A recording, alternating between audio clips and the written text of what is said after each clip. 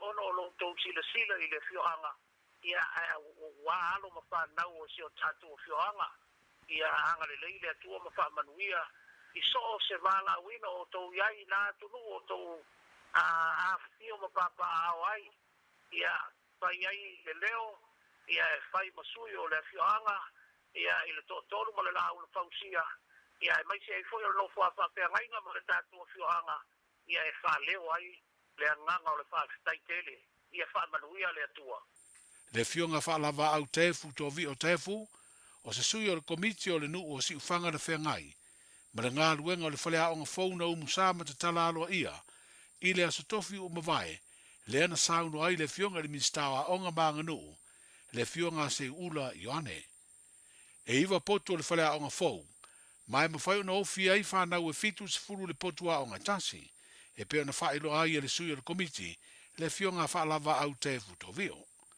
o le whalea o ngā tuaina tūlata i le sami pei tai o popolenga i suinga o le tau o si ti ai le sami ma lama ti ai whanau o le nuu o le mafuanga leo le si tia i uto le no fuanga o iei nei le whalea o ngā fau. O leo whaelo le komisina o leo le tofa au apa aulongo i tino Filipo mōrianga i se furu o lo tua i ai le whaipule o ngā ngai whamaunga numele tolu le susunga ala auri leo o tea polata e Valfosi Smith i le tuana i ai o le asfaraide na tenei na whai ai mōrianga o la auri. Wa whailoa le komisina i lungo le leitioa New Zealand e tolu mōrianga o le tau mawhai e taofi le whai o le amio tonu, tolu mōrianga o le whai o whaamtalanga se se le wha moe moe e wha le ngai le tūlanga tau le leo se tangata. Lua mōrianga o le lafo ni upu tau whai e le peti ei le file mū. Ma mōrianga te tasi o le tau pule pule e whaatino se sori tūla whono, ma le mōrianga o le whaaso e sā e wha o ngā ai masini wha teknolosi.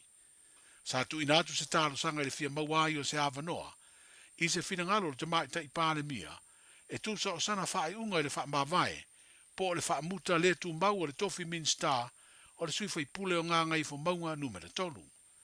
Pei tai ua lua aso ele i maua se tali o lea talo sanga. O na ona wha i loa mai ele na whailau tusi, ua uma o na wha au i le pāle mia le fesiri o lo fia maua i ai sona finangalo. E le manuia fo i sa i dinga se finangalo le sunga la auri le watea polata e Valfosi Smith, ai o le aso wha le masina fau o Februari o le atula i ai i le whaamasinonga whai tu malo. O le ua whaino lau tele i au wala o so ta inga tele vavave, le whaamanianga le ofisio le komisina maua lunga o le malo o peletani e lo tātu utanuu, ua mamori le whaia onga ma le pūlenga, ai maise le au masia ta mai ta i Samoa, i le mātutua i lalo le sfuruiva tau sanga. I la tau ia o sauni e tuua le atunu mo le tāminu sanga o le ipo le lolangi, i le tā longa kirikiti wha peletani e whaia i le atunu o Malaysia. O le teimu mua lea wa ausia i e Samoa, se tūlanga māua lunga i lea tā longa i lea ngavaai, e tau sinio i le ipo le lolangi mā o se matatia, ua ausia i le atunu utalu nāti na e le tā longa kirikiti wha peletania, e se mai i le kirikiti wha Samoa. O le sos furvalu o le masina nei o Januari, o wha moe moe amatai le tāminu sanga le nei, ai mai ai le salua o le masina fau o Februari. O le ua amata le nei tausanga fau le whailo ai le ofisa sili o le lakapi Samoa, o le masii mai ai o le au lakapia New Zealand, o le New Zealand Heartland 15, mōni tā alonga se lua ma le tasi o tātu au lakapi le manu mā Samoa. Se whailonga le peo na whailoa le ofisa sili se pepa o whaasalonga, o le vāvāla lata o so tanga o Samoa me New Zealand i le ati ina eina o le tālonga le kapi.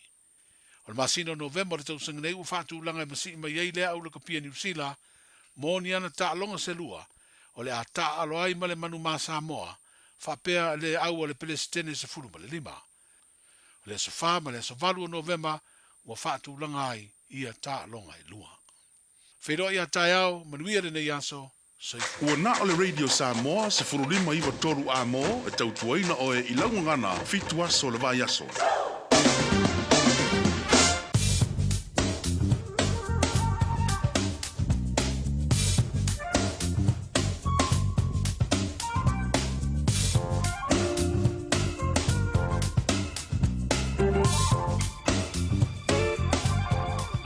Toi whaponga na maro le tātou, e tonu lau i nātu muli muli o tātou tala e peon whaponga e le so.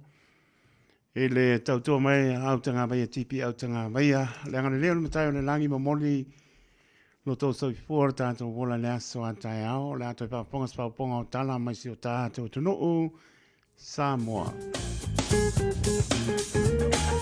Se venga le tala le tau mō si pia malo le tātou tunu o lo tu malu bela pa mawina au kinani lua su lima le maulunga no iai.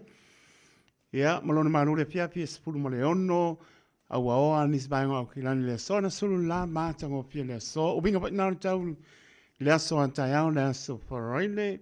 Lua su tolu le bela pa mawina mo antai au malona manu le pia pia sepulu ma le pā. Pa pena po i winga mana i o le tau e o atua le aso na ima le sa sulu mātango pia le la. Ai pe mai tu mawpule au aoa nis bainga au kilani le aso na ima le sa.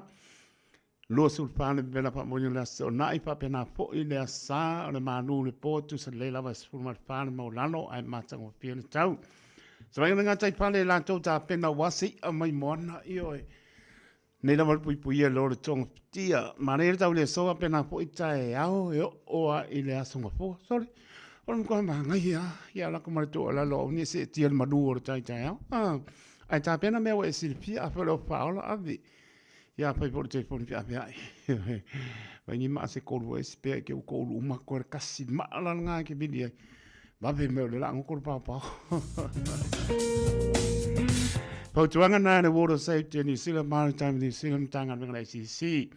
O le tai sua au kilani a por tolu le va ve on le lan so le tai au kilani to sua le o le tai i le 5 minute le fane pia pia le so. O le tai sua i o neanga su 5 minute le fitu. Ile tai on le lanso o le tai o neanga, to e sua le o le tai su 5 minuti te ele pitu le piapi o le so. O le tai sua i manu kau hits, su 5 minuti te ele ono le tai on le lanso o le tai i manu kau. To e sua le o le tai le 10 minuti le pitu le piapi o le so, ma le tai sua i Morawai. I 5 minuti te ele ono le tai on le lanso o le tai i Morawai. Ia, to e sua le o le tai e le 5 minuti le pitu le piapi o le so.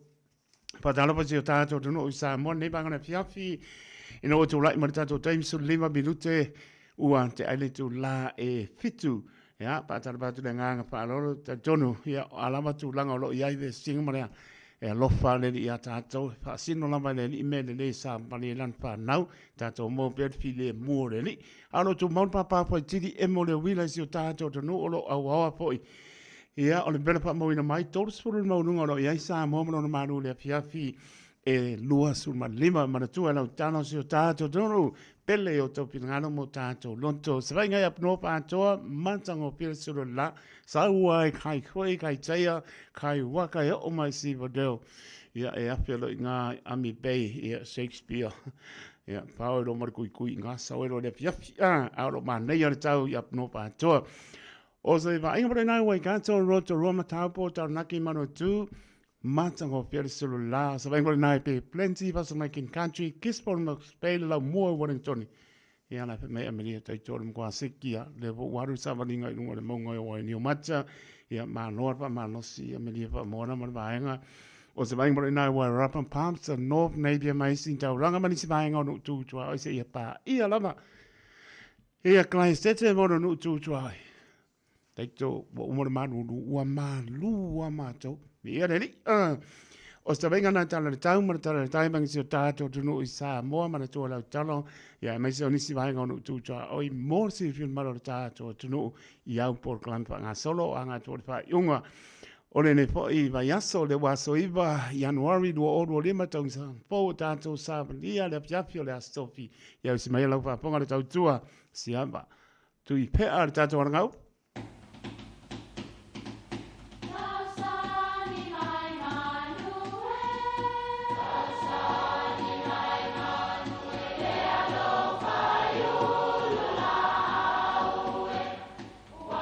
E o whanga manu i ululu o la au, awa e whawhanga i funga o la au. A o le tangata e whawhanga i upu matala. O le mawhileo o ala ngā upu mamuanga ngana Samoa maona whaapongai e a fua i lona si o mianga. O lona lea sao i le whaatufunganga o le iloa whaale aso mai le tautua se ia o ina pule. O ala ngā upu mamuanga ngana ua lantou mamanuina le tofā manino a Samoa mana tua fo'i e tāofi taumuli le atunu. Ua o le talitaliga o le umusoi. O le tala e fai mai sai le nuu o whangawhau I Savai se tina tā waso masana tamateine. Sa iai se o nge tele I lea nuu maua whainga tā o na maua ni tā mafa. Na o ina liliu tangante o le nuu e eli mai le soi ua tunu ma tā mawhai. Se tasi aso walangona le nei tina tā waso o le fia tā mafa. O na whapeane lea isi ana tamateine sa lana nofo. Vai, o lele pa o mai le umusoi le ainga le nale. Alu si au tama e tūtū e whaasisi lai. Na alu si tene titi tūtū ai le whainga o le umusoi le ainga. Ina ua tau le umu. O na sau leo le tene titi tau ilon tina o la ua tau le umu. Whapea le tina, wa ai atu a fueloa o na e toi tamo elea. Alu e tūtū le leia I lava I tawhatafa le o ngā umu. Ma mata iai a tonu e alolo whane eile ainga, au mai se soi vela mata ua. Na toe fo I atu le teine titi, ua uma o na fu ele umu, ma ua uma fo I o na a aile ainga. Fai mai na matua tangi a wewe le tina, ma ua faali lo na le fia. Ka ingoe ma kua le alolo whangi kangaka. A o singa soi lava se kasi, se ia vange masia ukama. Pe a fai fo'i wale mga kumai I loo fo'i, loo makua ka wasu. Sunga o le wala au lea loo matua. Tai atu au I le mako. O le ai o le olo matua I le umusoia le nei ainga. Na o antua I loa I le ngutu o le mako. Ma feo soia I loa malanatama. O upu e faa winga I se faa moe na faa wao fau po. Ai pei tai, ele I o se taunu unga lelei, panga lea. Ua leva o na tali le tatu e kalesia I lo dofi. Ai wa ai atu na le ona o nalau mea le nai fai. Ua taunu ua ile upu. O le talinga o le umusoi le mea nei. Ia ia manuia lau faa songa o le nei aso.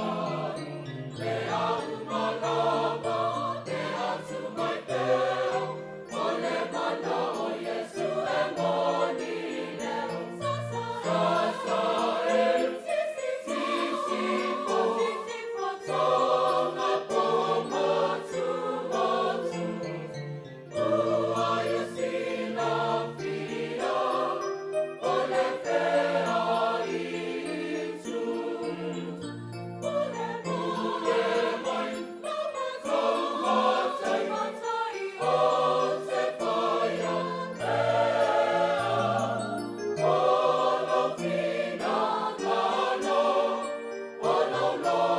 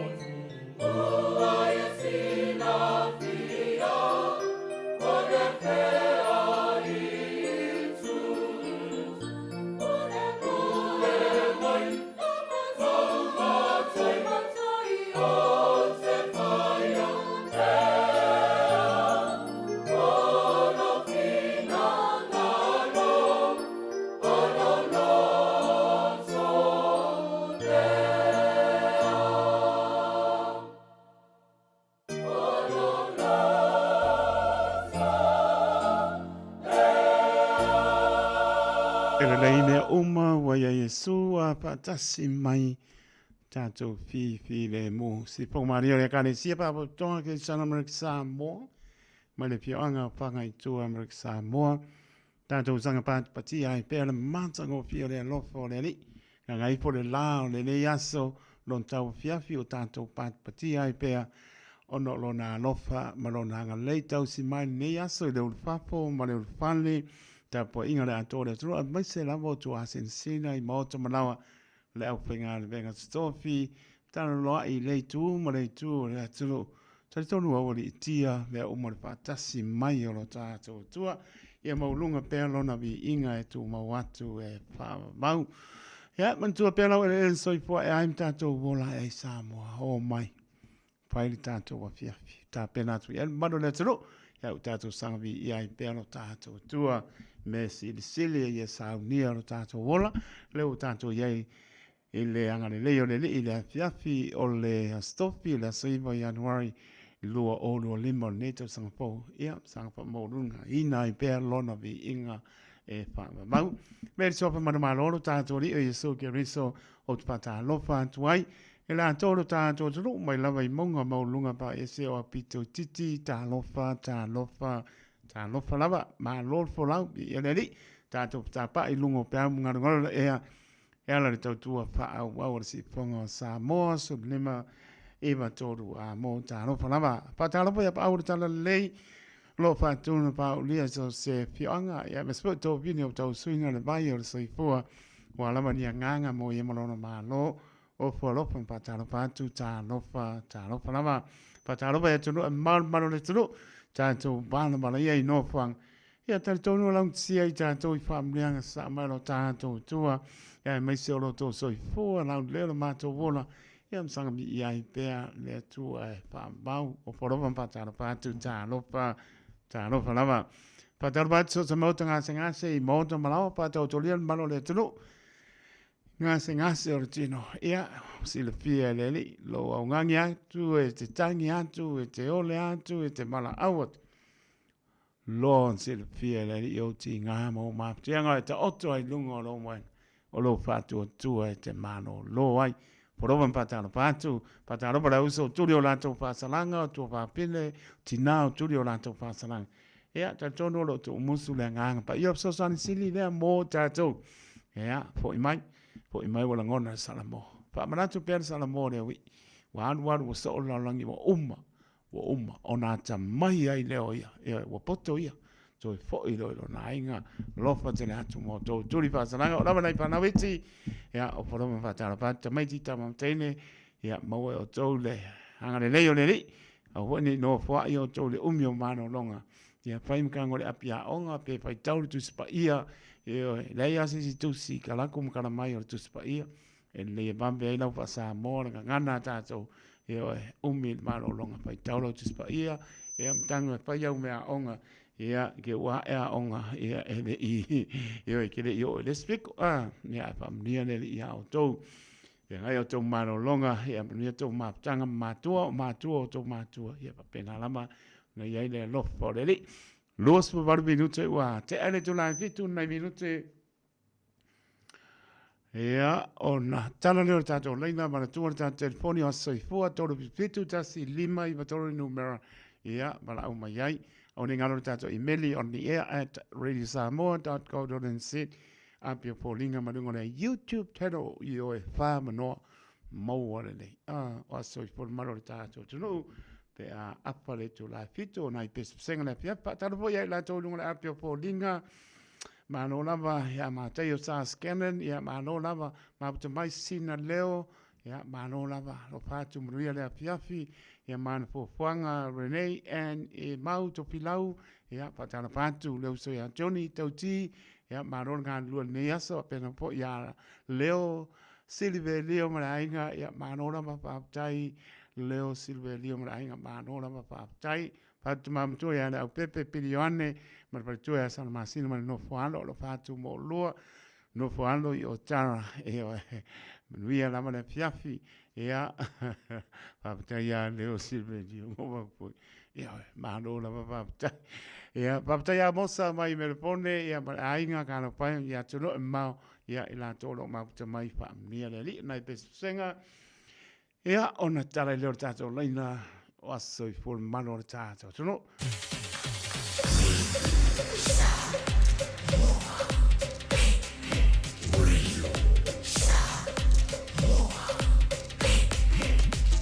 Tasi limoi votu, amo.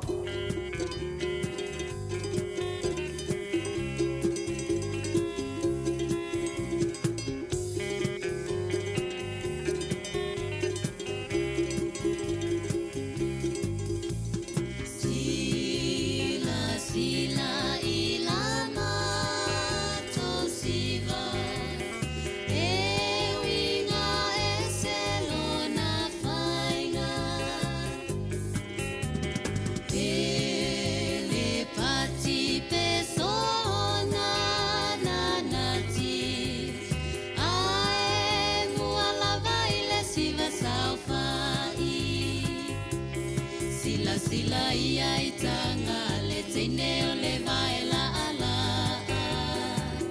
fa amane ene eta fiti fiti solo tene tene o so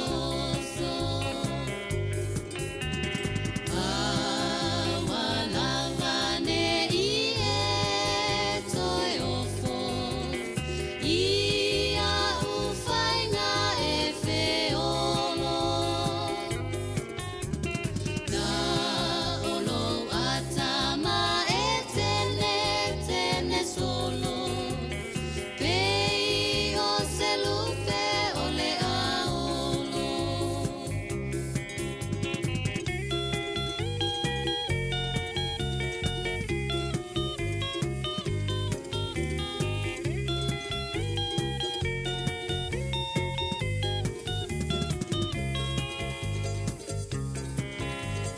Teine manai tama ole punia lava Wama e ulo wono me ai lau sa sa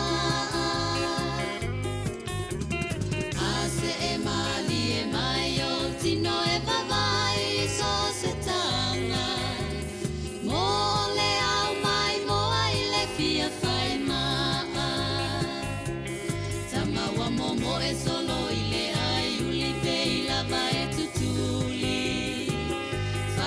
Solo na ie faali le tata we pau iona tuli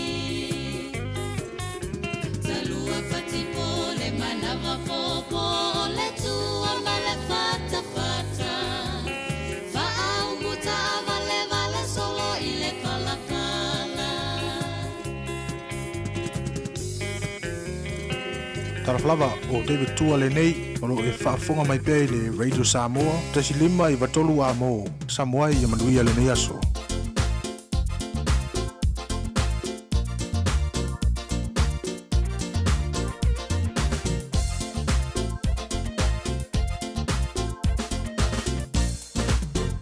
Eva mai,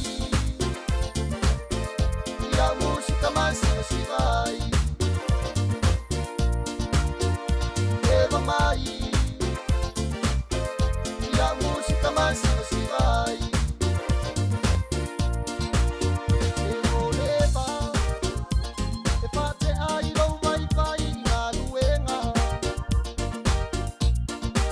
Te pau atui o e fate ai male eva Eva mai E a música mais se vai Eva mai E a música mais se vai Eva mai le pese Fa luci mai lonti non so o fefete Silia tulena Nai lo me ai sei si o no lo fe Eva mai a música mais se vai Eva mai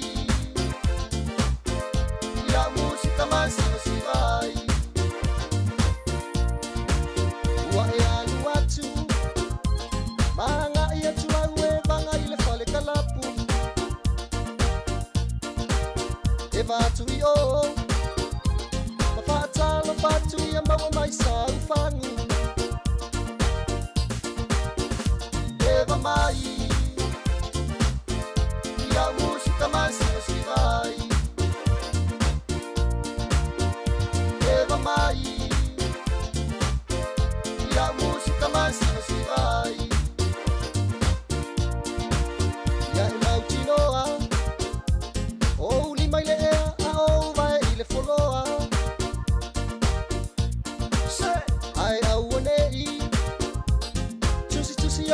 mafika fua le Samoa.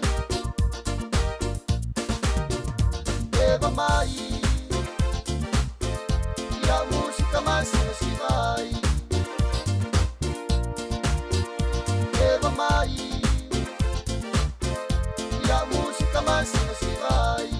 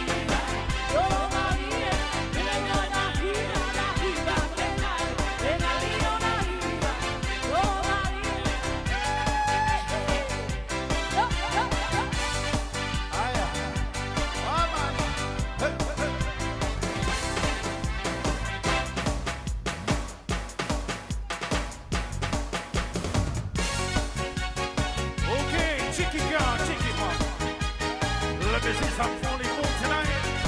All right, chicky, chicky, chicky, ball, chicky, chicky, chicky, down. Here we go.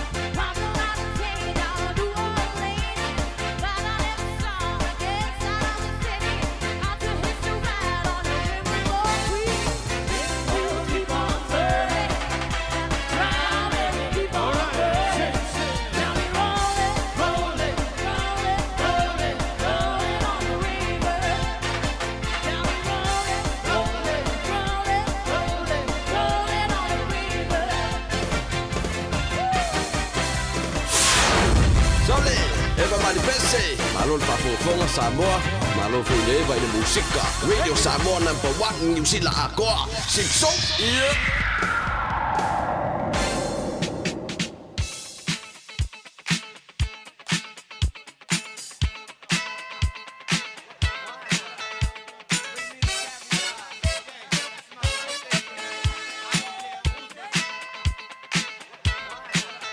Nom tara tu tato laina sa mora tunu penle tolu te pitu tasi lima I vatoro numera wala au mai au ni ngalo tato I meli on the air at radiosamoa.co.nz Facebook page malunga le YouTube channel mawale fa banoa ia fa ai no foi le malo tato no ia o to was soifua ta pena por proclames tato pese malia ni se merlo ia mai vol pese blava nga no mtana tato leina ia malanga fa no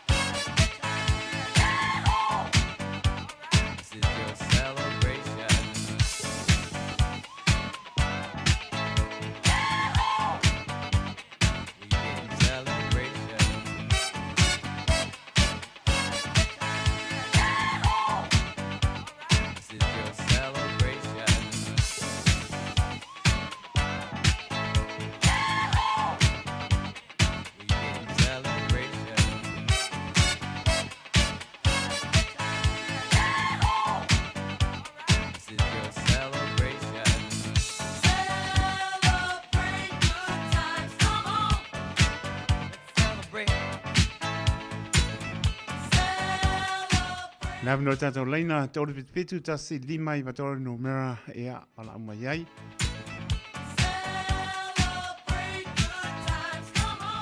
Tasi o tātou aso I fua mai rongore api o fōlinga. Mai a ainga moango tia, tā no palama marole tau tua tunu. Pia muri atu o mātou la whaanga, o si o nephew I a jai papatai e le atua. Wea toi fōa ai se isi tau sanga mo oe, ewi I mai sa pe ngai ai mo oe I a papatai ua mawhai o nei au lia mai le nei tau sanga. Wea paupopo ia te oe, o lo whaanga ma whamlianga o lo wasa I fua, ma yo ainga o mai New Zealand nei, yo auntie, yo cousin, ia ma lo papa, ia moango tia, iosa, ia me se o ainga I Samoa, yo uncle ma auntie whapea, ia nana, ia mo ainga uma, whasisili auntie mo oe, baby happy birthday, ia, manuia lo aso I fua ma ia moango tia. Let's celebrate. Celebrate good times. Come on. Let's celebrate. Boom, boom, boom, boom, boom, boom.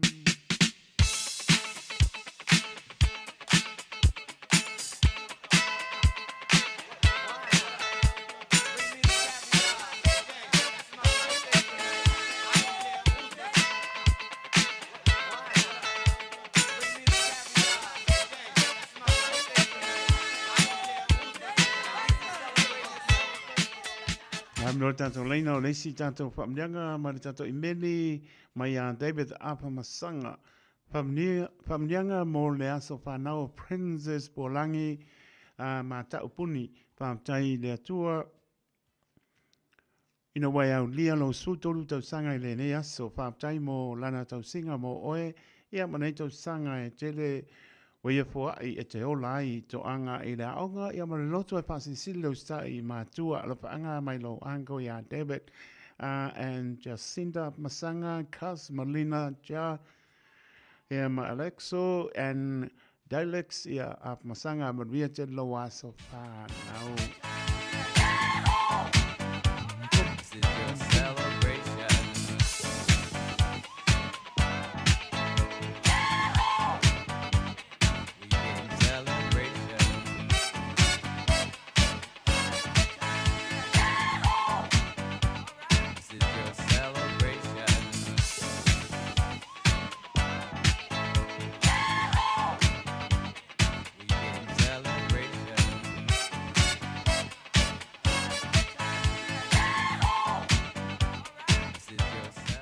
Lesi pamilianga mai lungo le tato imeli, mai a David Ap Masanga. Pamiliatu le asa whanau o tole pai Sunny Ray Merina. Soa, pamtai wa toa lo lima su lua tau sanga. I le so, pamtai le tua I nei tau sanga. O ia o mai mo oe te o lai. O anga e kalo e mawai si mapo fonga nei. Ia wale anga I luma. Although ainga, God bless, manuia tele lo waso poor. This is your celebration.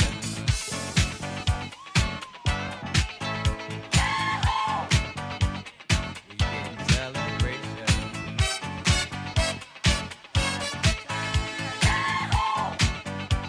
This is your celebration. Celebrate good times, come on. Let's celebrate. Nei maua lea manoi le tātou leina I oe leo ke denka ko porklame, te nea porklame o le whanta oto I le I fo I mai. Ia nei maua lea manoi le tātou leina mo le si minute, e on tā pena I lea le porklame tātou pese ma le ngang whaloano, a nei manoi le tātou leina, e oe te wana au mai ai, a manoi le tātou imeli, e a malunga le apia fōlinga, malunga le YouTube channel, na ngang whaloano.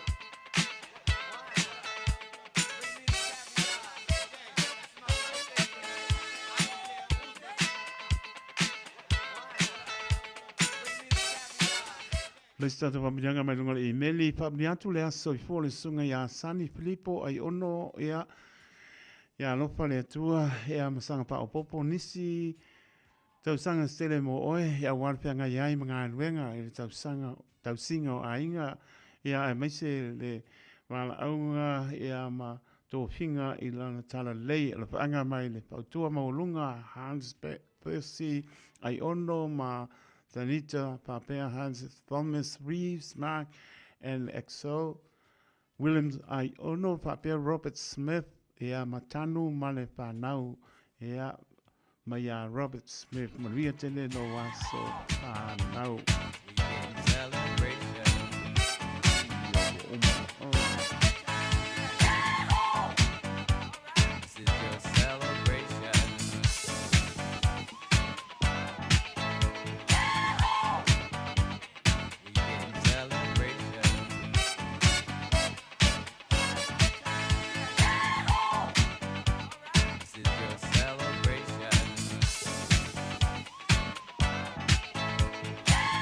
Pasu se kone na e amnarita tau laina. Pātai le tua wau le mai oe le a pine pele ya pualangi puni lo sutolu tau sanga. Ua mea oe ma la mepa e sisolu I tonu o tātou wainga. Ma lo lava mo au fe au e whai ma le tau singa o ma ua o mātua. Ia pa amua mua le tua awa yo mātua alofa yo wainga. O ma happy 13th birthday to you. Your name a mātou tia e sila puni. Ea o Uialatea Lucy Poni ea Maria Telelo waso whanau. This is your celebration.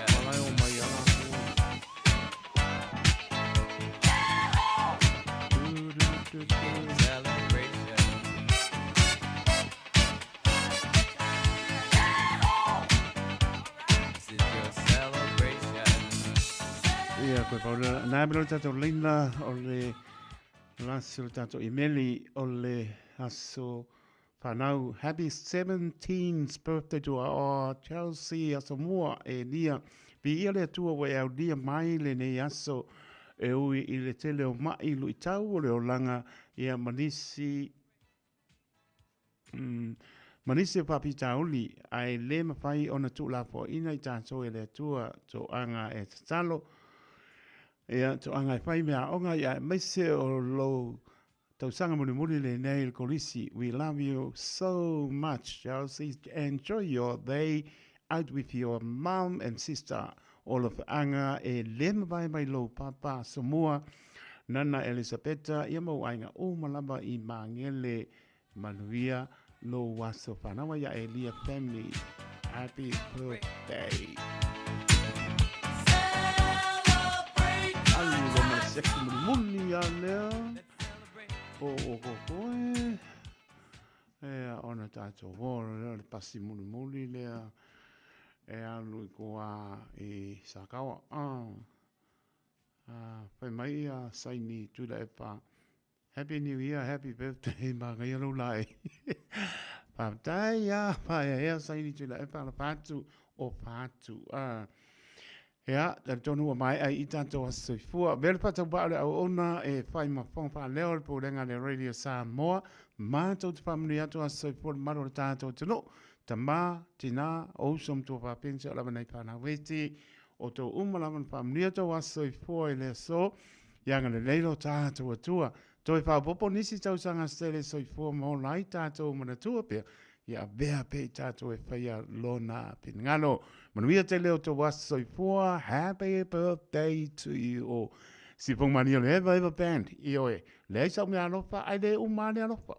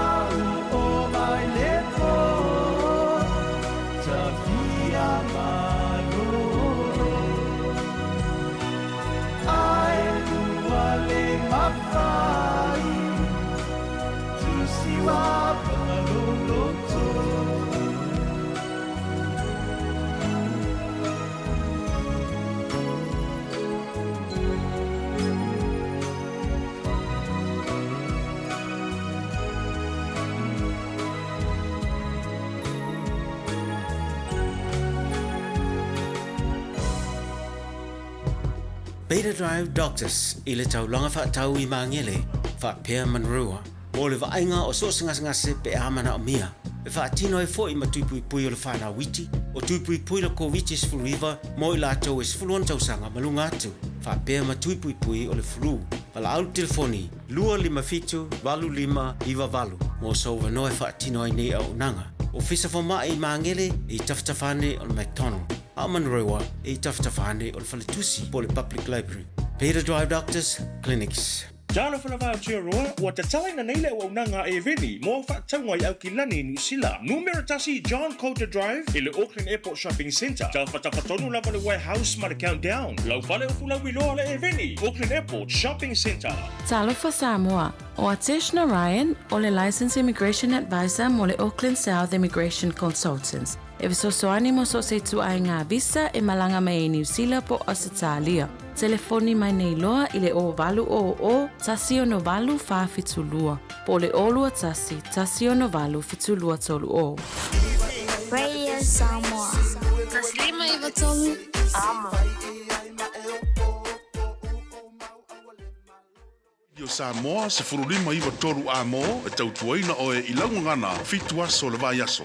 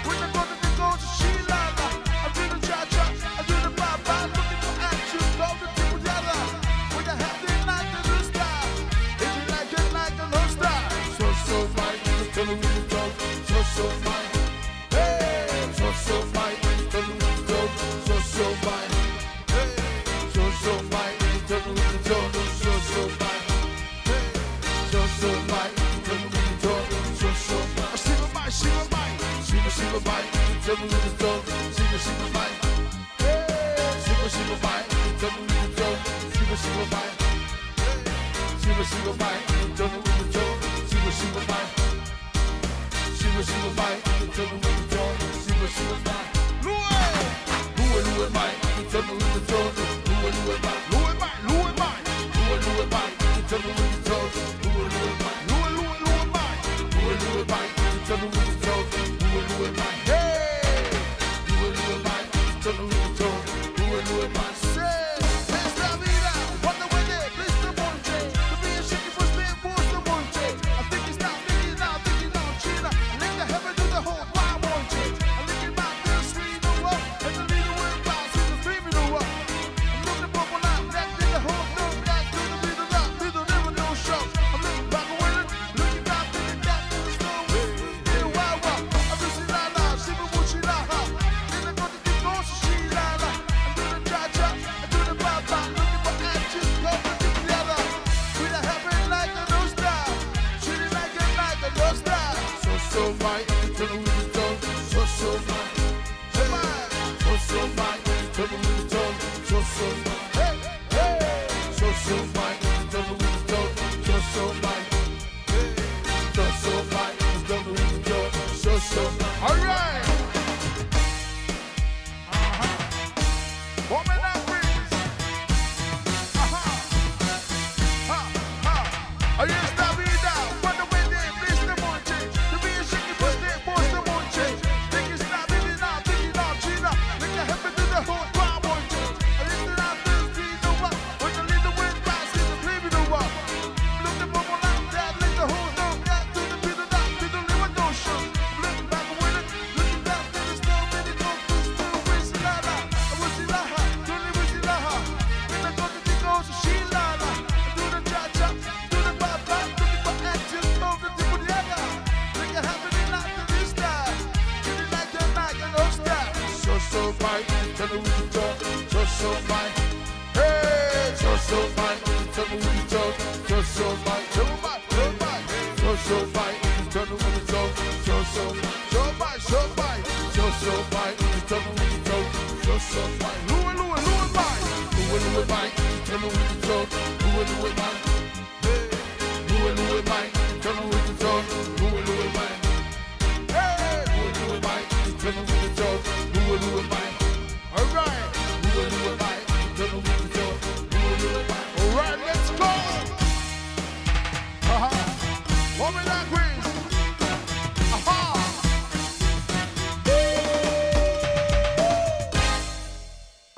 24 hours a day, 7 days a week. Radio Samoa streaming live on www.radiosamoa.co.nz. Tavi tu lai mai le ua malu minutu te ane tu lai malu tau tuane Radio Samoa su lima i watoru a mo. Manato mano li lau ta po inga Samoa.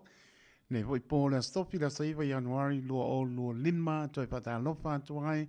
Mauta malau malu le ta tu tunu. Pe lava maputa mai e au ki lani manu tu tua oi. Ia, toi pata lofa tu le tau tua le Radio Samoa su lima i watoru a mo ta lofa lava.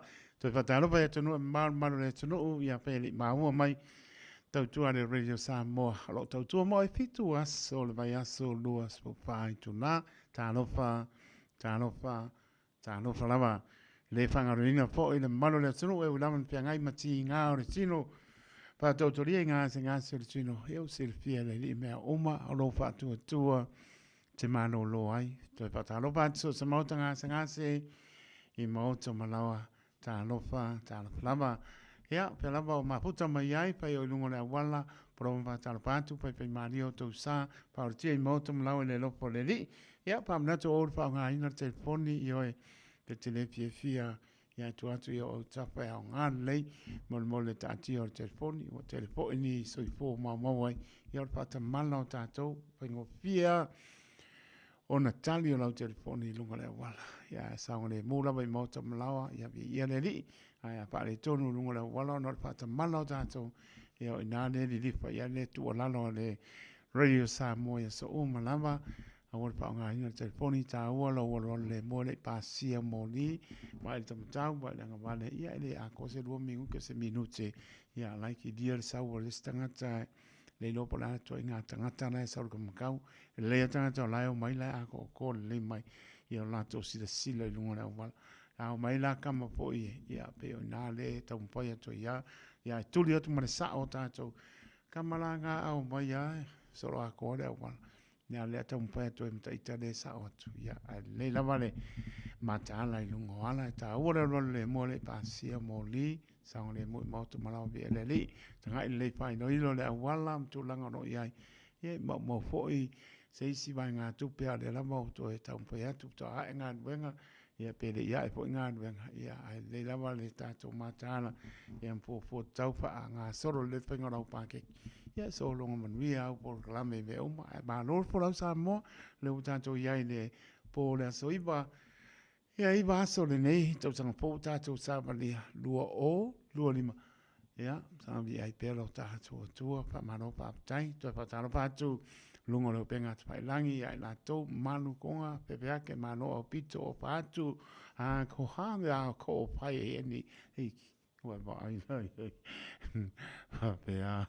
Pavea ia po I Olivia no pona le no pa konga no pa tu moto I Las Vegas I America Olivia no pona na inga pa tai ia o ma to le was Sofia na so lulo to wa I America ia ma no la mane mai pa tu moto e tu no mau ia manisio maro le tu no ia lo pa ponga mai tu no mau ia lo pa tu ma se la sio ta tu no I Samoa ia mana tua pe la chano ale batu tonu mai nisi o pa silanga fianga mana fanga pa tonga ka le sia mano o smaila pa fonga Samoa oni ngalo sa lo minga o le tusi o le songa pa te se ai mane lo minga o le ba pili e mawai pa lupenga o Samoa sipo tutuila mano o nisi o taratu o Samoa o alanga upu o le mtapa yoya matai le fainga o pa lave ia e pe o pai ponga maliu le se singa o ainga psile pa ingo paolo si pa no pa ngingo e kanesia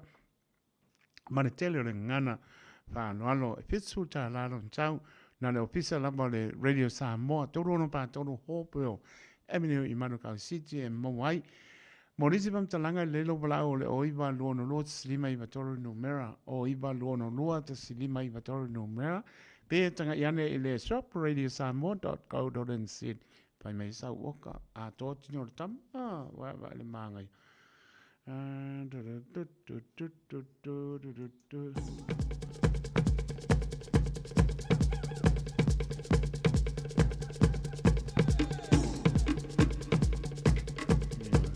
Kele un pasi sanga ne le fiafi pa pianga da talo e pa ka sai de fi anga to na ta no pa Samoa we ai nei ni sila le fi anga o to na e pa au fi mai ma tala mai au e mai moina ia pa pianga ma tango fi alo ma tampa na o talo e pa ka sa le ua pai malanga mai Samoa a fio sa ena male ainga sa ena su lua pang sanga lealo potino a fio tuitea ia utu paro male ala taua ia maraptalenga ia tupa I le sa su mai tanto mori mawina patasi le fa moe ana nei I le hola le epa ka sa I takanini le rosa I le tulai fitu le fiafi tu atosi o le numera sulua ia Maru Road I takanini ia pafianga mo le aso atayao o le asparoile hola le epa ka sa I manrewa I le sunga le toina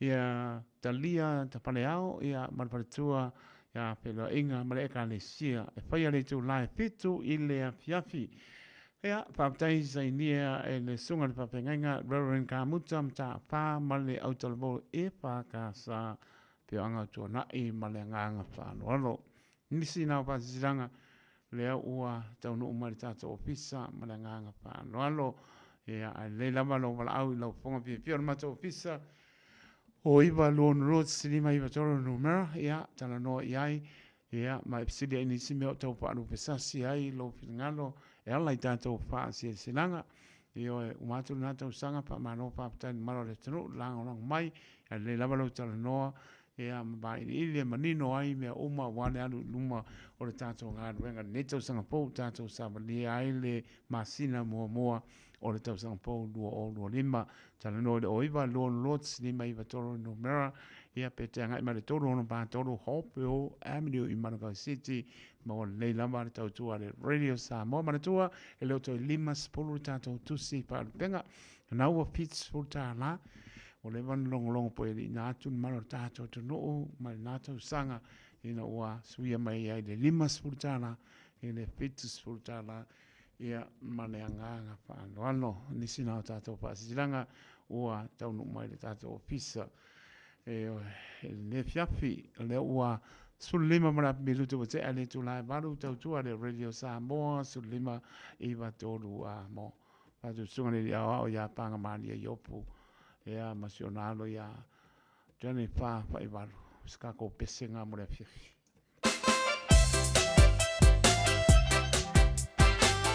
patu la sunga ni awa a mani yopu tua mo mwalo lo nama kolamu nisa tsampo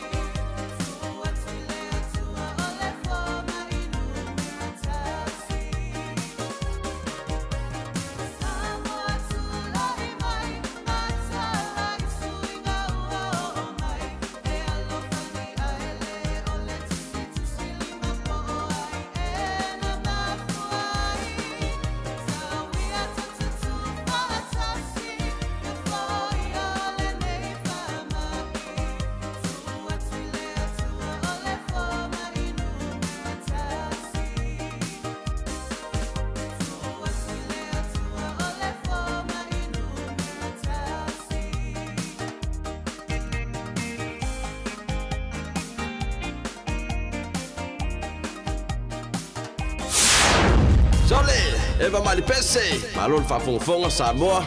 Malo fo ineva i le musika. Radio Samoa #1 New Zealand akoa. Sipso. Hospitality, po le avea fo ima leo leo. E te leo mautinoa, po fe a matai. I le MSL training, mātou te whesoa soani atu. Mātou te malama lama, o le amataina po le toi fo i atu hi aua. E mawhai ona whaafai ta. Ai olo o iai le mātou au soani wha maoni. E taita ia malangolango ina oe i lau malanga. O le MSL training, o se aina. O se no fuanga i langolango ina oe, e wha malo si au, ma wha manatu atu lau sini wha atu. Asi i le msltraining.co.nz. Pevala au loa, le o valu se lau, lua, fa, tolu valu. O lolu manai, e a mata atu, i inei. Talofa Samoa, o Ateshna Ryan, o le Licensed Immigration Advisor mo le Auckland South Immigration Consultants. E visosoani mo so se tu ai ngā visa e malanga mai e New Zealand po Australia. Telefoni mai nei loa i le o valu o tasi o no valu fa fitulua. Po le olua tasi o no valu fitulua tolu o. Radio Samoa. Taslima iwatolu amo.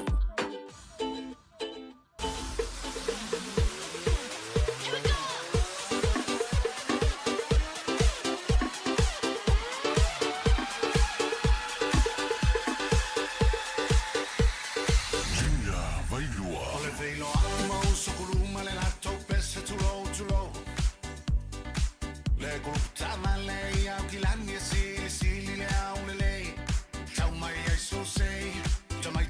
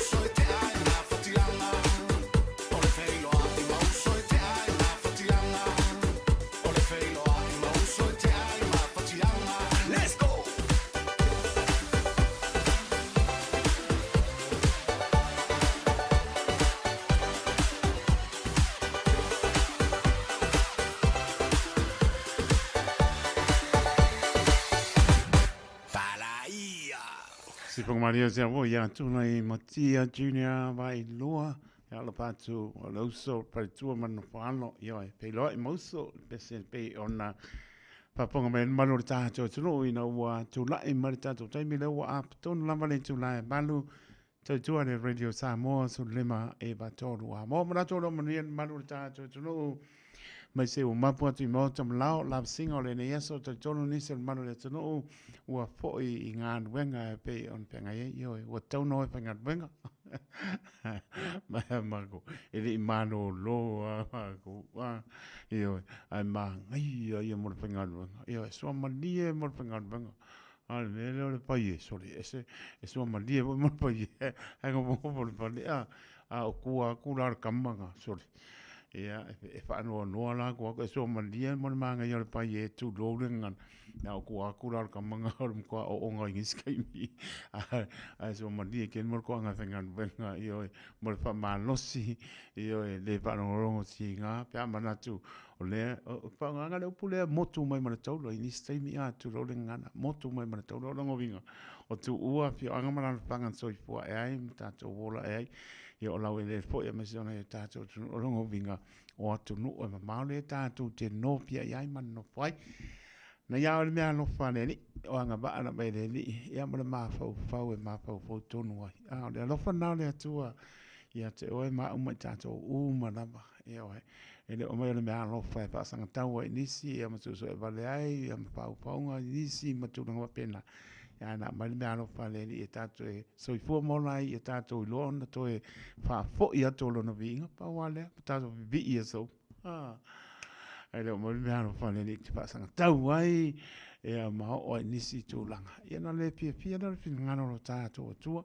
on tato pe pese la ia lele ia lele ai pita lai mai lele io o le o sila o ko ngol pe mai a lele ia lele ai ma mau au to roto a lai o to pinangano mo to roto me sa to vola I fia isa lo koi me vale ton ia le ngala lele ia lele ai le pa pinangano le to o le tato stai la tala nola I le ali po le almena peta la ile li ya oe pa taula tu spa ia po a o ngale li taun sa bali so I fu mo la ona ma nei ala I o le tato ma tanga ma le tato so I fu mo la pe ano fani o ala ma me tu pu mai tu u ile tu ya ora to na le tatano ai le li ma fai ngalo le li ta la I ngalo le li ola ni nga I lo pa tau va so vi ia lo to ma ame I le atu maun pa tau ma ia te ia pa tai le tu no le manatu mai ia tato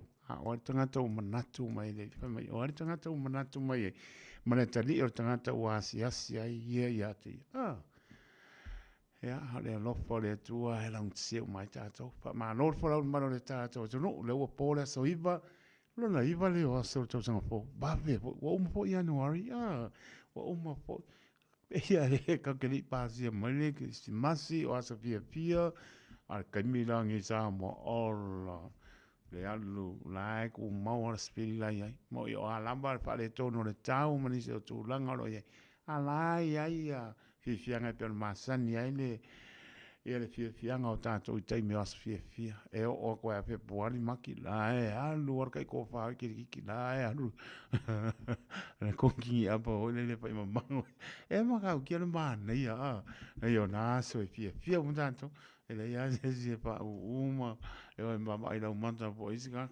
Neo ka ke so fo e mo la si o tato no pe makiva po le makiva ai fia sa roto le freedom nga me le tua e te sa loto ai ta sa loto ai le me sa loto la pa le tonu le e un tato tua ia le tua this time se ka ko e le pa na tua ia le tua sila lo pilngalo ma loto tit e ma via tato po longa ne to san le lofa mananga le rota tua pa patu ia no sina ati mai merabet ya malola le eva mai ne fiafi ya malo pa tai ai foi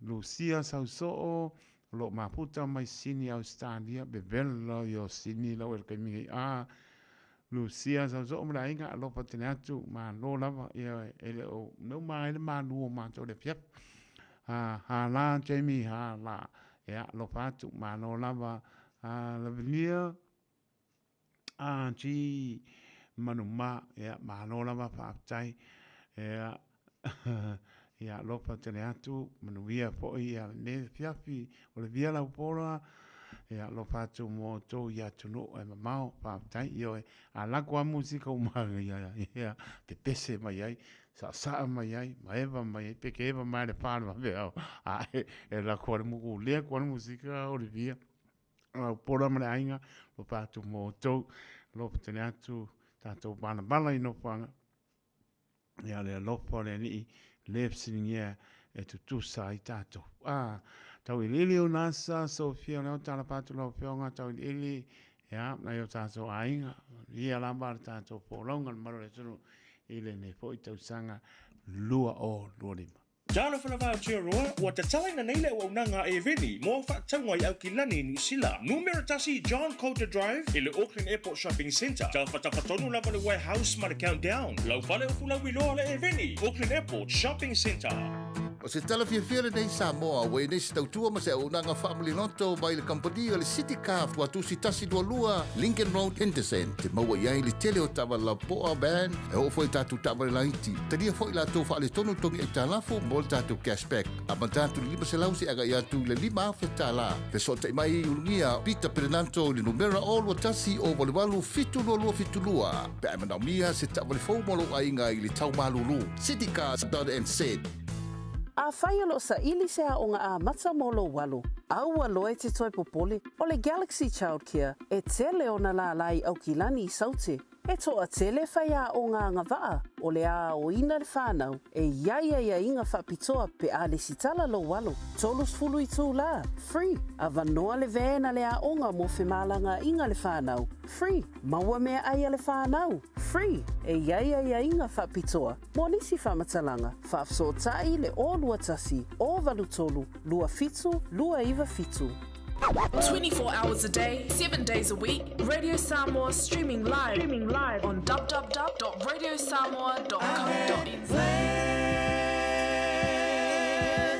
To be a man until the day I die. I saw the glisten of a teardrop in your eye as I was headed for the door to say goodbye. Darling, don't you think that we should give it one more try? 'Cause I had planned to be your man until the day I die. Shame on me. Well, it seems I've done you wrong. Blame the blame on me, and I guess I'll move along. Darling, don't you think that we should give it one more try? 'Cause I had to be your man until the day I die. Until the day I die.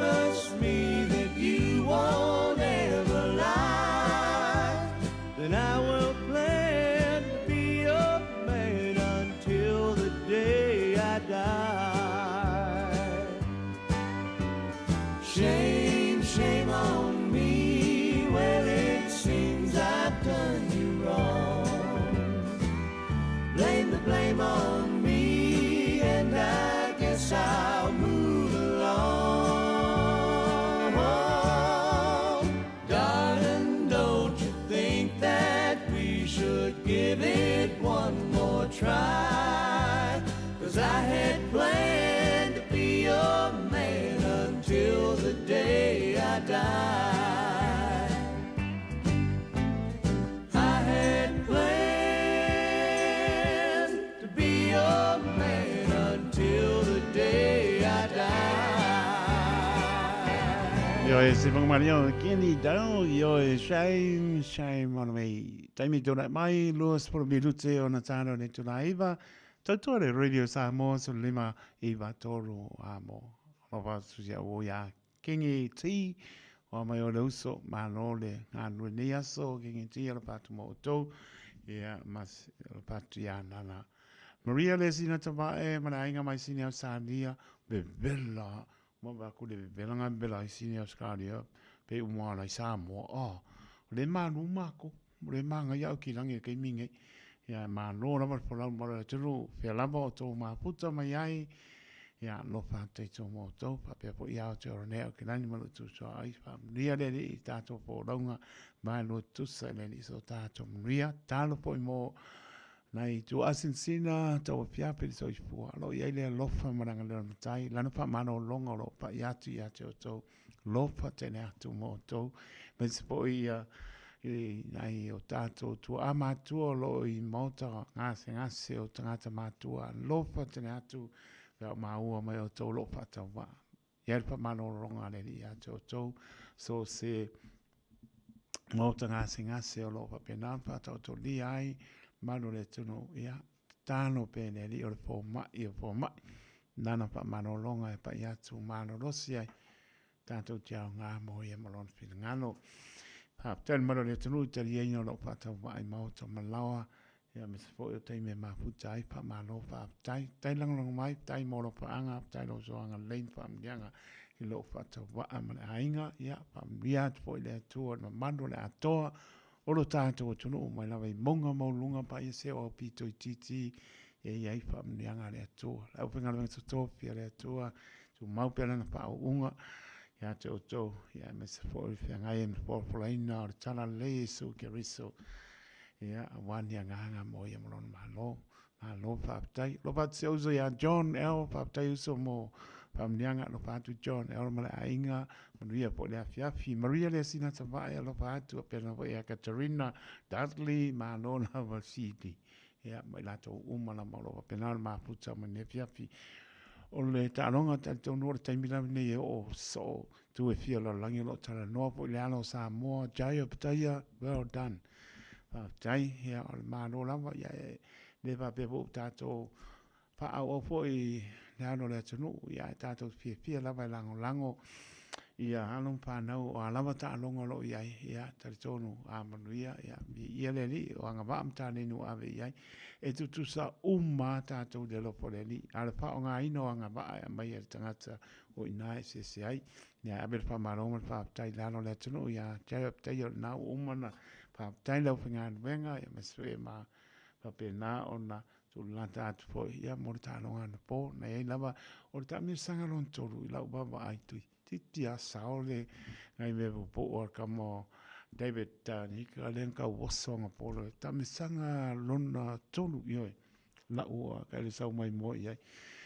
nga ifo mai ya te ya anko suia mai na le ko e matala no ko mo longa a ko kiki a sa nga me po nga philosophy ko ngo David la ka ba ko minga pi song ya pa tai we umnia pa tai me siru tani ya fanonga ole akali ilangi sila yo stato o tali po le ano tolo o tali poi po le ala bala ngana tato fia yo e lo fale tu e long si ai pe tato ya pa te wo o po ye si po uso tam fa ngala po o le anga i po luma mtali ne po ye le pa pe o se si tu langa po le wanga ya ai pe i la wa ba mo no fa o mo wa o faisi vabe o faisi vabe poi ya lona ia sa i mano poi lona lona i lona tau fai mai o le no poi ta longa la langi poi le atali i ne on sila poi ano David Nick ya no poi ya ka longa le la langi le poi ngomong wia mai o ngala le o fa peanga ia yo wala poi ya wa le fia o nga pusuanga umane nga malo mai po ia no ke out lava kai pe po na ai ba ko i mamau ala ni le bo le ia che ptai ko i mamau ia wala no fumba vai fa ka e mamau ia a ka make a mistake ia inga pe a lenga yang po anga sasi vo ia che ptai ia o laki ko fa kong le nei mai o langa ma po kai mira ka mi san ko luango wa enga o nga ko ki sa o ia David ni ka po ska ko kali ai oi le wai nia ke lenga le ko fio o ia o se o pu le region le kai ko fio o ia ia si uso le mai ni sil ia ka ko vie po ele o se si o le mai ko mo le tu no ta tu no po ai ia a ver fa maroma fa tai ma tu fo io che op tai ia tu langa oma me se fo io le alu e ame tanga vai samo ia pe ta o po auskani o le simenga manga ia ang po le ile mai mo mala o mata o le kango fo New Zealand Samoa Australia sole o le mo kwa manga ia le sunga fo le video Samoa o kan manga ia le sunga akapela o manga po so le sunga o vi yang po New Zealand pa penga fo ia Samoa ma Australia o le kwa manga ia ele pe talo ia ta jon fo nisi po io aroma ano le tunu o lu tawina mai po fa mo ia ta si ia lu na io te ia no ambe tanga mai si o ta tunu ia sa ma po i tanga ia ne ai o le tai so i fo manu ia lon fa mo wow kam mai ku mai lunga ko o fo te ia or ele fa mai ia kamala fa kali mai ia o saudia po ka ko kani ma ne po i ba ia ma malo ma tu o ia o saudia po i ia tanto te li o le o ia le si me manga ia le la kompa ia me se le la ko le me la kompa ia sa ko le light heavyweight anga ia tu le heavyweight ia o mo ko o ki o kamala ko mai lunga ia me ia fa mo ia ambia le li mo mano si ama sfo ia lupe so le ai Joseph Parker le la talata mai po langa ta longa ia se tasi po ina mano ia Joseph Parker mo ai an tanga la le la pe ko ni ele ko mai sa le ko sa la region Joseph Parker le nga ka ku la lo ia Toshio ka mo yo suole le si jumping la ia le nga maro loi penga kana la pusunge ma Joseph Parker po pai ngo al masinge po pe po ia tal si manuia mo ha umale na tato pe senga ia na tal tato leina ia tal no foi para po si met fin ngalo ai se meta upu ia me se po i tato nga ia tu foi fo fanga le neto sanga po ia pe maua mai fo ile ma nei o lau tapo inga ia malau mai mo ana po ile pusu anga job taia ma David ni hanga po ma ngo fi ama so si so yo o po yo New Zealand nga sa wo i Australia so ringa ngo ki nga panga po ma ngai yo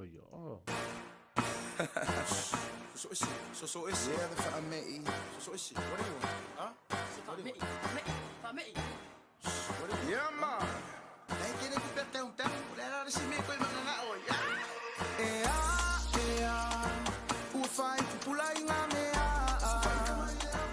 ua le koia yo se anu pungo le koi fai a ongi pulo ua fa me ia i makako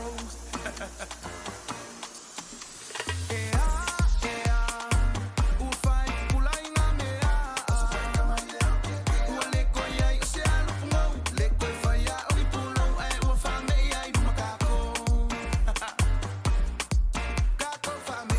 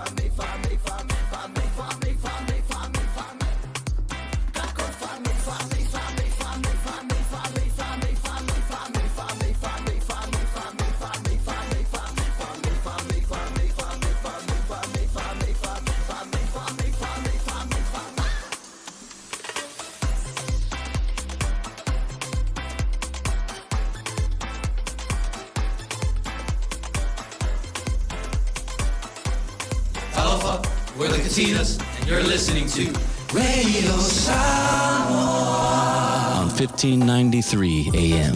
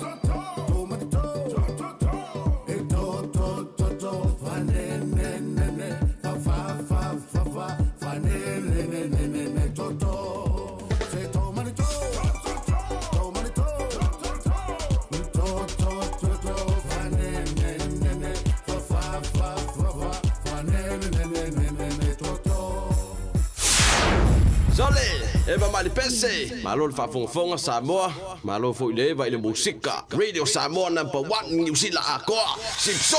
Yeah.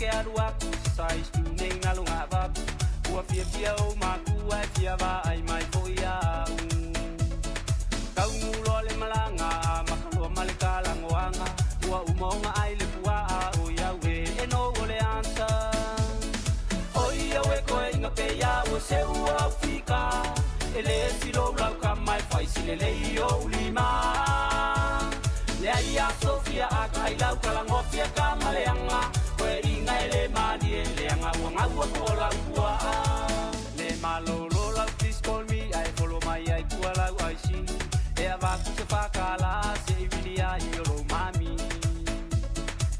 ai e ngai ai e ro ai au me au fai o a we sau fai cara se le kanga kai kala ngoai ya me voi ngai vil se o su o ki ai o le pase se ile fia vai ile ke nge masi o ngale o pe se pepe ai se ka folo pe o le kinga le nga o sau ai foi male ma e kasi ala ka fanga pa o le o pe le au nga oi o e ko inga pe ya o se o au fika ele silo lau ka mai fai sile le o lima le ai a Sofia a kai lau ka la ngofia ka maleanga ko e ringa ele mani ele anga wanga wa ko la kua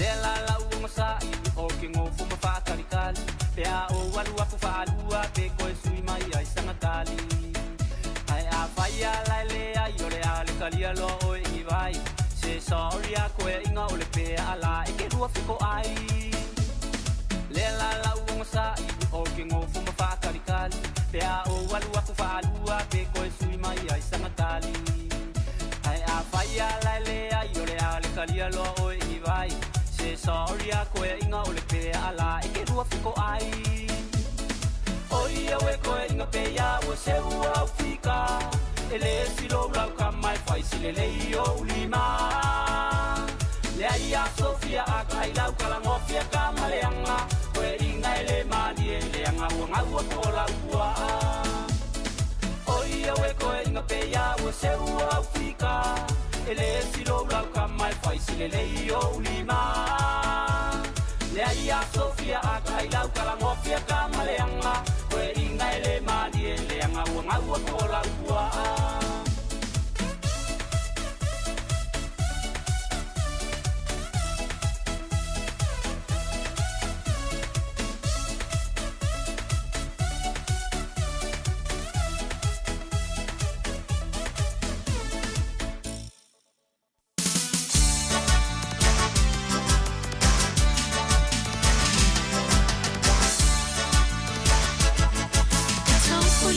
Yo so manatu se fa ale mula walo tala fa wa e manatu lava mana o e malene yo langa e tau foi lele yo so manatu se fa ale mula walo tala fa wa e manatu lava mana o e malene yo langa ai pe a se fai fua tu sata wa na fai ale atua ai le olo fia a e te pa ui fuai e pa tu ulo pa ama walunga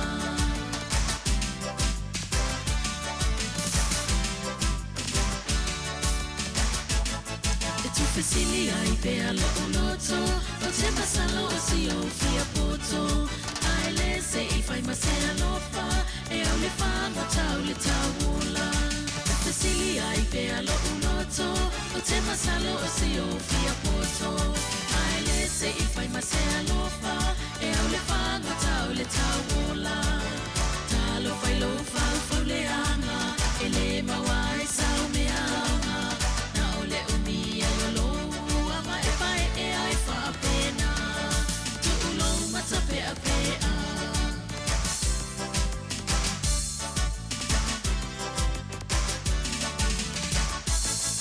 se I tu ia na vai inga lo fayo ainga e sili lava si motiva fia fia na lo le fia tele ai inosia nei tu uia na vai vainga vai male lo fayo ainga e sili lava si motiva fia fia na lo le fia tele ai inosia e sili lava o si mea mangu mangu e te mawai na male file mu a ole asosi mama na otele e te tu ai le sameme Fai mali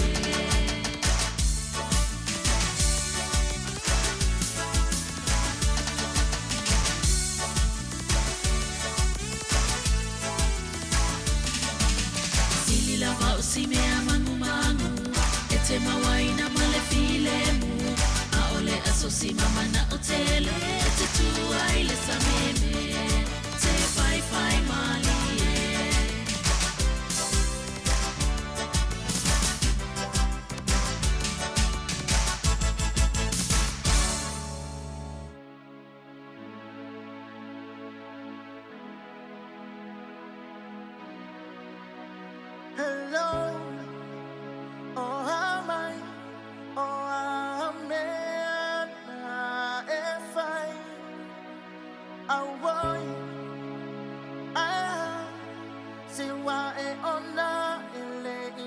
tolela.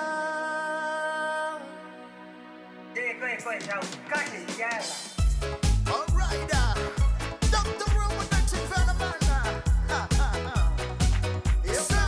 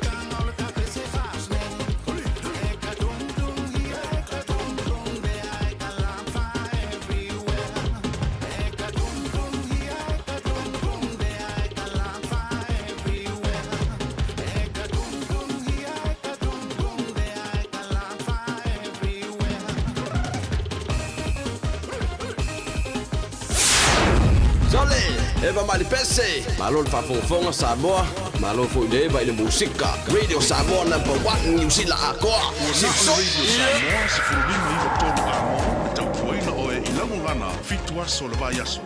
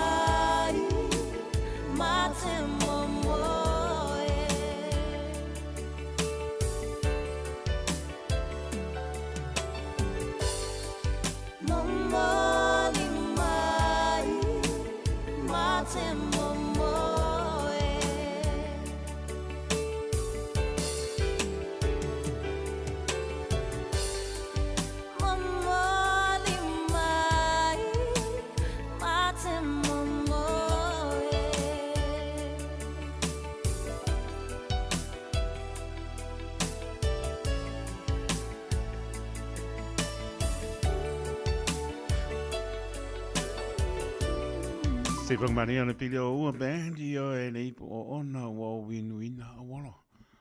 Ipo o ngare po a makarkau zang. Ia e pena la pa so ipo. Ia e tato pi pi kau mafa le vai pai pa kamanga e lusia male vai ka ko. Ia e lusia mo po ngar ka ko vai pai pa. O le ua surono mara bidu te wate ale tu lai ma tau tu ale Radio Samoa so lima I batoro amo ia e nga po nai musika pespesenga o le fiafi ia mise o pese malua e nga mo I lato fea ngai mati ngā o le tino le upumonia a pa fonga pa longo I le malua pese au inatu o lava lea fai mai malua e ta oto a hiau tinga a lea li I lava ia o lana fa mano longa tātou te mano losia I lopa te le atu mo oto o lo pata o to lia I so se maota ngase maota malawa I le whengo fie a lo pata o tua I te mano loa on sai ti ngā tali ale tua I lona wha maoni malona lofa I le mwai to so fua mara tātou wola talatu tātou leina a veina I tātou lofa anga ia po o ngalo po isa so fua maora mnoa tolu pitu ta si lima I ba tolu numera mara au mai ai tātou mano loi. Ano sina ati hoi e makau kia o ngā alu pupula marisai su a koe mui a. Au leia a.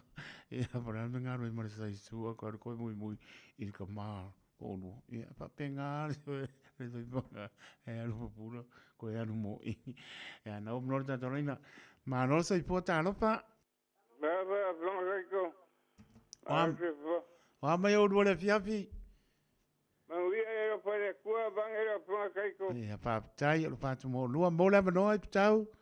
Ba kaiko mo o mo le kuru fanga flonga kaiko mo fa kua mo faro ba ngai. Ai. A mo kuru fanga sunga sa krai le ba ese fa kua ro fa ba faro ba ngai. Sunga fa fenga ko ara fa ba mantra mo faro.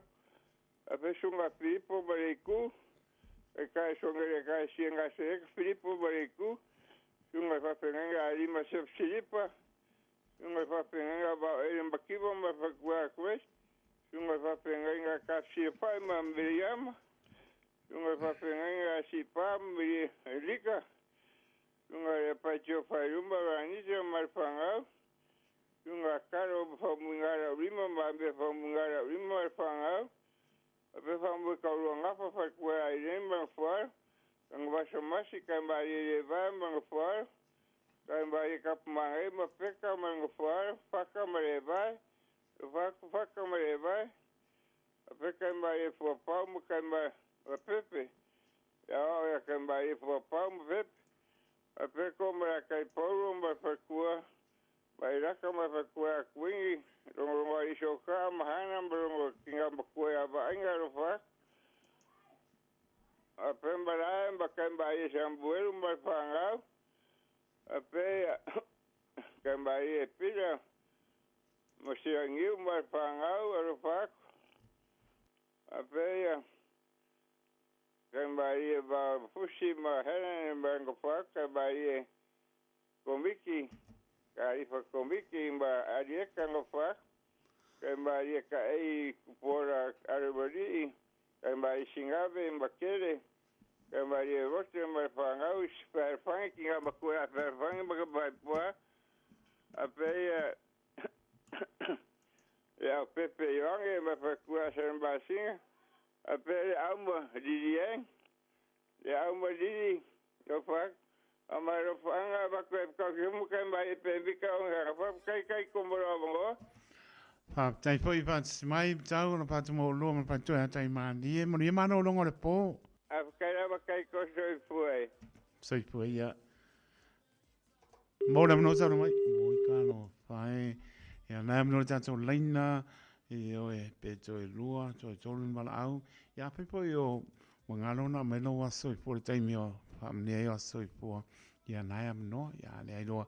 Io kau poinga se ro pau po no io ia fa da batu ia la to umala volo ma putsa mai lunga app po linga manunga le YouTube channel ia lopa tena taito mo to ia fa pen po io tu no ma ma tu no lo pe na lang long mai ma putsa mai lo fa taito mo so fa pe po au kinani mono no tu cha oi lo fa tena tu la toro ta tu no lo fa taito ya malo la o so la no pai ya to te un pai mai na am no tanto leina io e a palo alivo ya ya tanto mano lo ya lo patinatu lo fatto la prima molto topia le tua sunga to inam partua sunga papenga inga partua pionga le seam partua ya da unga ma tau simtanga venga partua pe poi kopo partua tamai te sa pe poi pionga i patele ia pe poi sunga to ina partua ia lo patele atu munila o to nga venga por fola ia me sport tala le su ke riso ia mauan ia nganga mo ia malon mano na no ta to leina mo le si minute ia mo na no sa no mai ta lo pa ia kau pale kongo mai. Maro sa ifua talo pa? Sa ifua. Ia, whaanga koe i o tala i suko whia ngai ngā te pos. Ia, siusa ngai ngā ngene ngai oi. Manua noia i lome. Ia, tōne pone wha uma ma utum pua whapinge. Ya, pena foi o nei ka ma panga ma la pinga ma pa mole. Ota ya e kire no fa se fua.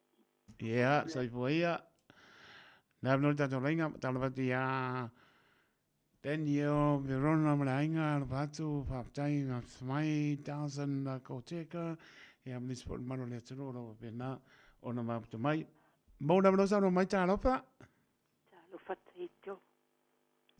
Lo so pua piama tia kono atonina wa mai o man no pan ia le la vai man wi fa tai ba te lo sunga le o fora o fionga foi taito ia le ia morta no atonina fa tai te le la mo le ava no ia malo fo tau tua sinu i lo fionga taito tai ia na ia lo fa nga foi mo ia tina ia ia me se se fa nau o mona mole a tolo fanga e le sunga tuina ya fa malo pe telu mal no falo e me se seu e kale si a pele le fa casa sa moi New Zealand ai nga malava na tamam tina ma tu se o na ya no fa na ya lo fa foi seu tu ngane ya to via malan wola mal fa na bangele ai mai se sto no pele wa mai le ya le pasa o fusiano ama o lu tuanu e manuela va malo longo nei polo fa mo to uma o fa tu fo ya lili male au paspanau ya mai se na yo ai uma la va nga fa manu ma se uma no falo e fa pe foi maranga tu mo falo ma o mal fanau mas se sua valele mal fanau foi ma sa mo mal fanau bangel mas se foi le sunga ya i ina maluma le ainga sa pi mai mal fanau to fa foi ya nove mal ainga pe foi fono ma to lo mal fanau whātua leu so ia rāsela ma se whānau. Whapea fui se uso ia si ufonga ma le whānau. E lo whātua se au whānau pia ngai mo se au mga luenga nei po. Ia me se fui e tāngelu si on tō lua me se anu whānau. E lo whātua ma lia le ngoi marita. Manuia malolo ngai po. E lo whātua fui le sunga whātua ia whilo i aura ma no whālo. Tai. So, ia mai se tina ia tua mapa ma se tainga o si toe ma si o na ainga. Tai dama. Alo whātua mo si o tina. Ia manuia lau ngā luenga nei po. Alo whaanga e mole atu ia atonina. Ia manuia lau nei po taito. Ia saonga le mo au a pui pui. I tai mole ai fo i ele whale pe te mo e fo i nasi au. Ai au. Alo whātua. Te tele lava. Lau peonga tia kono atonina. Lo pati am lia ngoi ma patu ia ritam sia. La panau pe o estamo tan yelu ma. Ia na inga. Steino sola. Ia me spola o peonga tia kono. Moria o topi le kanesia. Patu to ina ya pamaru pe teru maru le kanesia. Lopa te atu atonina. Ia tai lava tai to pātai. Ia soipoia. Mo le mno sa no mai tala o kalo pai ia i ua ia lopa te le atu maru le tato no pe la mo mapta mai ia lopa te atu.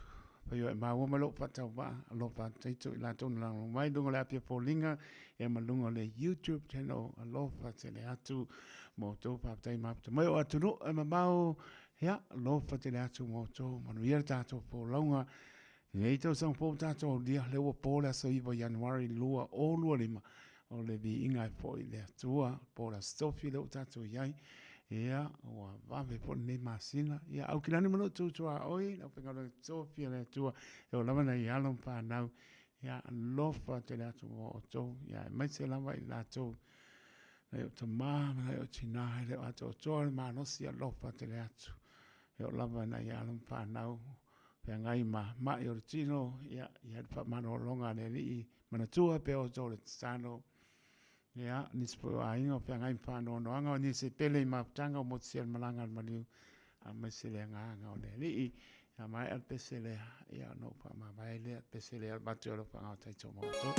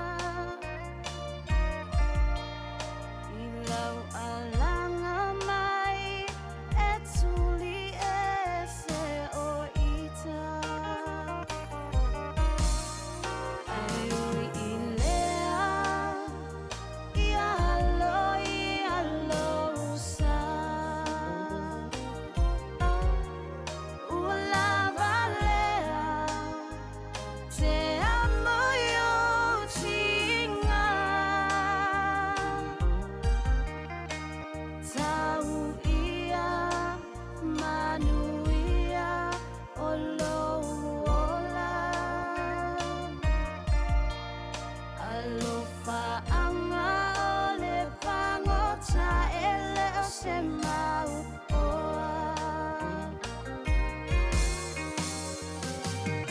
Alo ia lau foe, tō whaina oe.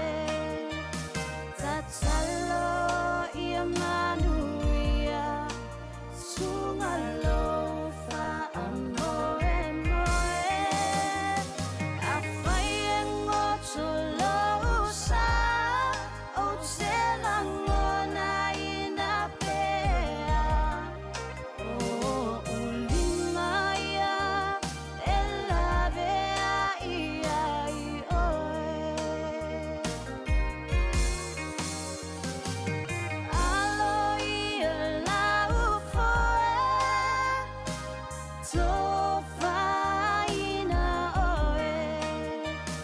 Tatalo ia manuia, sunga lofa amoe moe.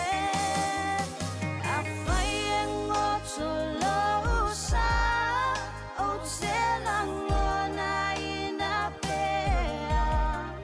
O ulima ia, e lavea ia I oe. O ulima ia, e lavea ia I oe.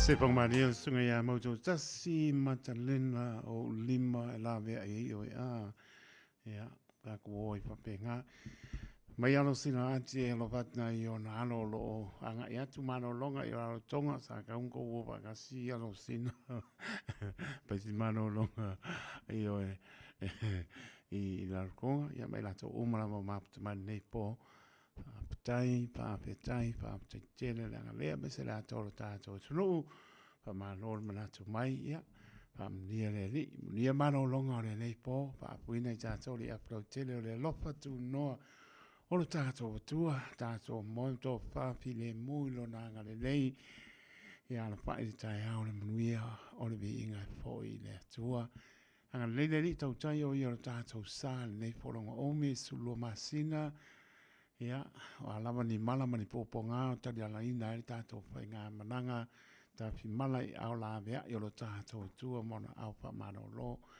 Pe lama e maputa mai au ki lani manu tu tua I o atuno e maua lofa te le atu mo toa. Mai se lama I nā tō manu le tunu leo ato toa ni malosi e mana tua pere tatalo au sile fia le ri. O ia lama o le po mai o lofa te le atu mo toa. Pa maro longa le li pa yatu pa yane pa I fo mo to ma no se nga mo ia malon pin ngano ni se o ainga pe ngai pa no nga ni se pele ma tanga mo tsien mananga maniu pa me se le nga ngore li lo fa te le auso o tina o to pa pino tudio la to pa sananga la ngona me se le mo tono to ese to poto lo to muso le nga pa yo so san sili le o ta to te usta ia pa longo ia e manu ia ta ina I loto soifua mo le tātou mora. Lofa atu mo tōna ianam whanau, lofa te le atu mo tō tāmam teine wha mniane li o tōru mnai. Ia mnia tō wa onga pe atoi fōi por pai. Unga por nei māsina, por le amtanga o le si māsina ia. Tō anga pai tauru tu sipa ia o nga ngana le nai e tō maua numera tas soifua e ai tō mātua mora e teito. Maua tō papel tāni o nga ngana nai numera tasi o silifia e tō mātua. Ia tala noa tu ia o tō matu maua ia o tō. Ia, pāmnia ni o tō rumnai, pēto e po ia onga, o ato pia ngai mga menga pāmnia ni. Leia spai vai asa masa mau tampai lama ena ia atoa liursa. E papia nā lama, o le upo e paranga tai pale poto tau tai se le nātu iama, a pau se uta tonu tai. I loto wanganga ke visano, ma ngalo I la tō au na whātawa. Pusia I tātou whiaru whani, pina ngano le aro tātou tua. Alofa tene atu. Taito taroto le au na soifua, ia manuia.